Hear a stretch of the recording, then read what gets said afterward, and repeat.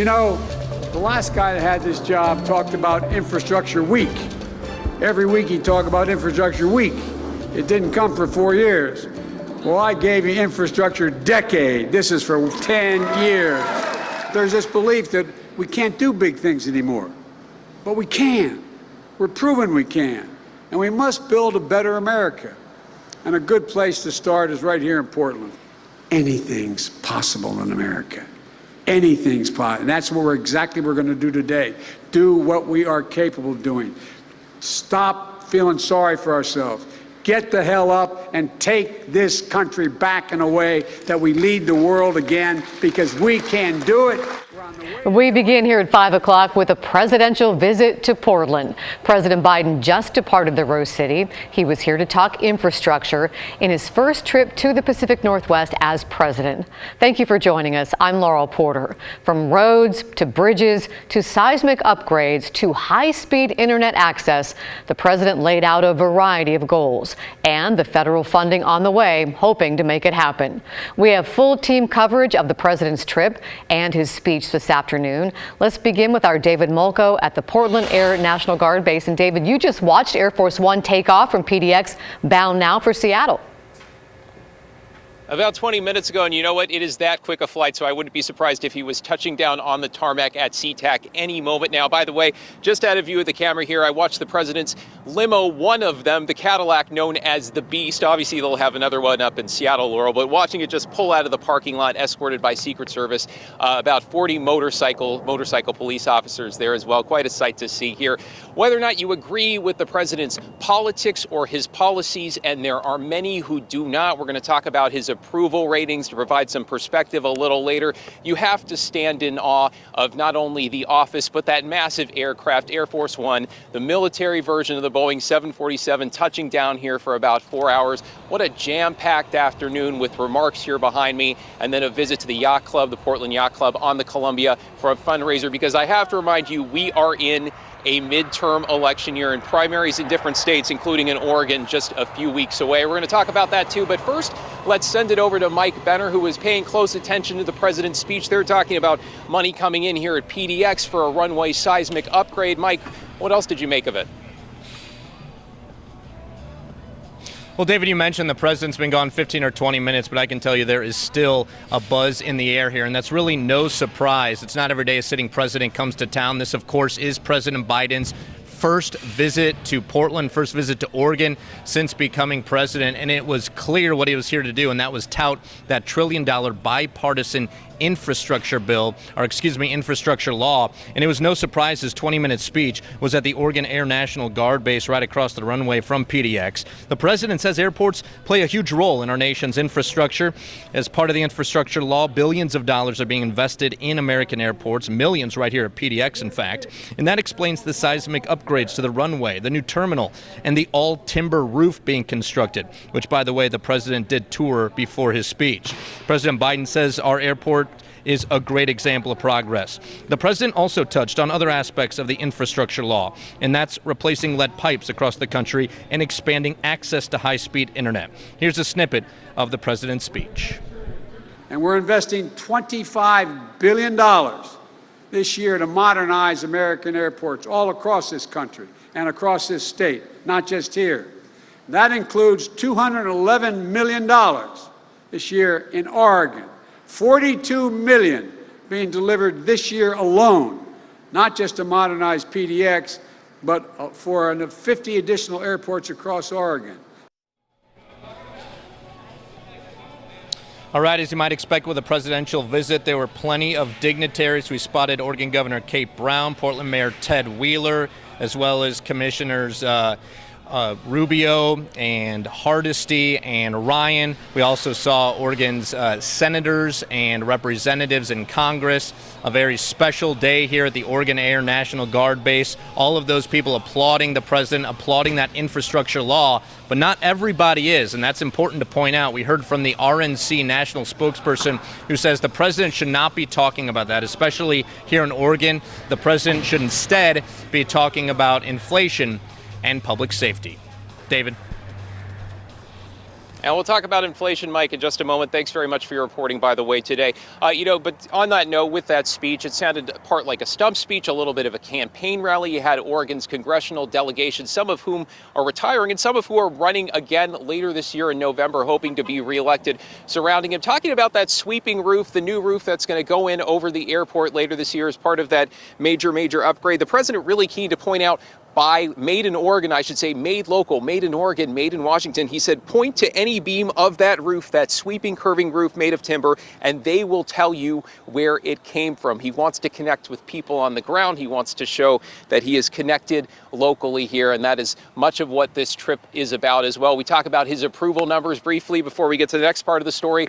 They're not doing so well. He's sitting around 40% nationally. That is his approval rating. When you talk about the economy, according to CNBC, that approval rating, his approval rating when handling the economy drops even further, somewhere in the high 30s. And of course, all of this coming with November on the horizon. Let's bring in Christine Pitawandich now. She is at the Portland Yacht Club, or near the Portland Yacht Club, where a super PAC held a fundraiser that actually had to be moved there from a private home because of how many people wanted to attend, and fundraising obviously a big part of this too, Christine. Yes, it is. And a number of people did attend today. We've been posted up here at the Portland Yacht Club pretty much all day long. As you said, this is where the president attended a fundraiser, and a portion of Marine Drive right in front of the Yacht Club was shut down for much of the day. But as you might be able to see, it is back open. By the way, I just got off the phone with Len Bergstein, a KGW political analyst who was inside at the time of the fundraiser. He tells me President Biden was a physical presence, talking specifically about Oregon issues, even mentioning Intel as a company, referencing it. He shook people's hands, was really up close and personal. But I can tell you on the outside, there were a number of people congregated and hoping for a glimpse of the president. People gathered at the Portland Yacht Club hoping for a glimpse of President Joe Biden.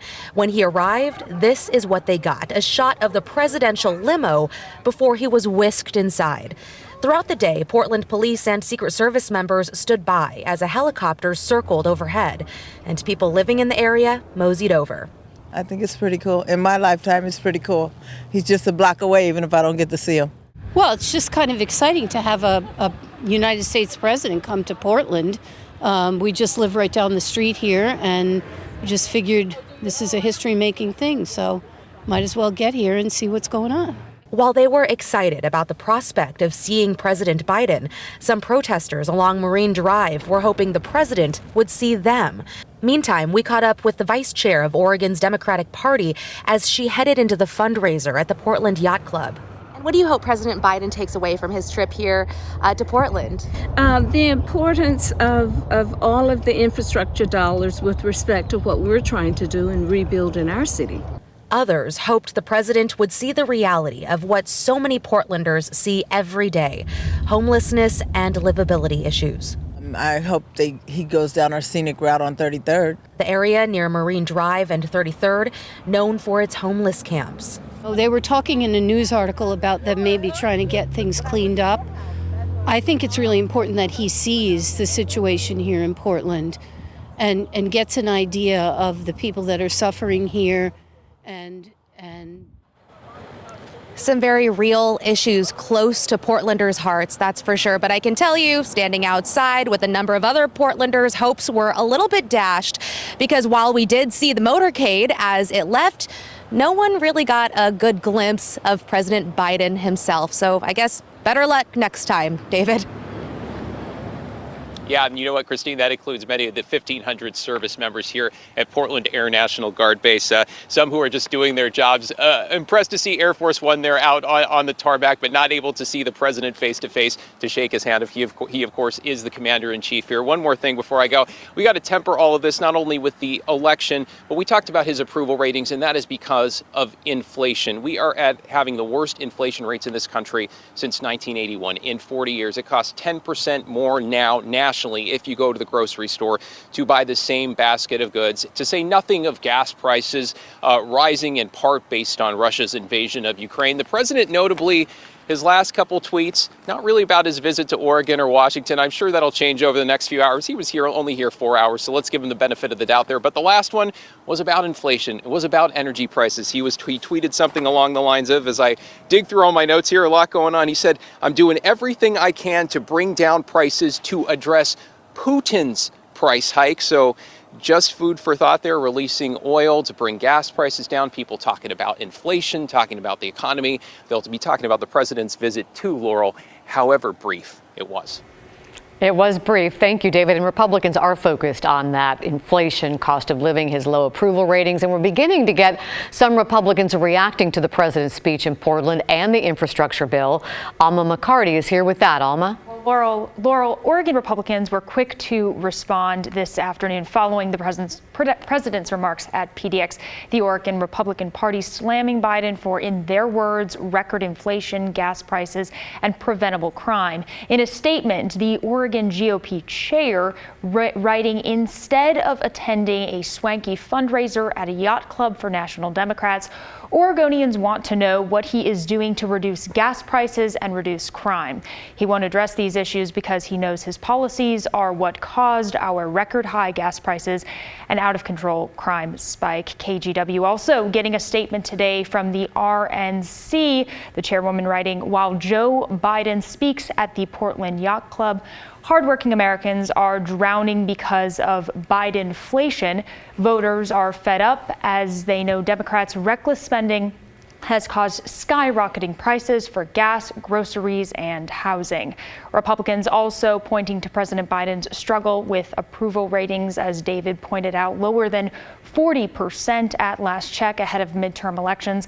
I'll have more on how lawmakers are reacting to the president's trip coming up tonight at 11. Laura? Thank you, Alma. And you can find a full wrap-up of the president's visit today on KGW.com.